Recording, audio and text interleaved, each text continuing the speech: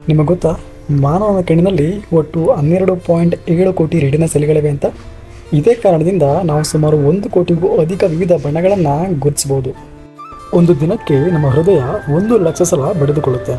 ಇನ್ನು ಜೀವಿತಾವಧಿಯಲ್ಲಿ ಸರಾಸರಿ 2.5 ಶತಕೋಟಿಗೂ ಅಧಿಕ ಸಲ ಬಡಿದುಕೊಳ್ಳುತ್ತೆ. ಹಾಗೂ ಪುರುಷರ ಹೃದಯ ನಿಮಿಷಕ್ಕೆ ಸರಾಸರಿ 70 ಸಲ ಬಡಿದುಕೊಂಡರೆ ಮಹಿಳೆಯರ ಹೃದಯ 78 ಸಲ ಬಡಿದುಕೊಳ್ಳುತ್ತೆ. ಮನುಷ್ಯನ ದೇಹದಲ್ಲಿ 1% ನೀರು ಲಾಸ್ ಆದರೆ ಬಾಯಾರಿಕೆ ಆಗುತ್ತೆ. 5% ಲಾಸ್ ಆದರೆ ಮೂರ್ಛೆ ಹೋಗ್ತಾ. ಒಂದು ವೇಳೆ 10% ಲಾಸ್ ಆದರೆ ಡಿಹೈಡ್ರೇಷನ್ ಆಗಿ ಜೀವ ಹೋಗೋ ಸಾಧ್ಯತೆ ಇರುತ್ತೆ. ಸೊ ಹಾಗಾಗಿ ನೀರನ್ನು ಜಾಸ್ತಿ ಕುಡಿ.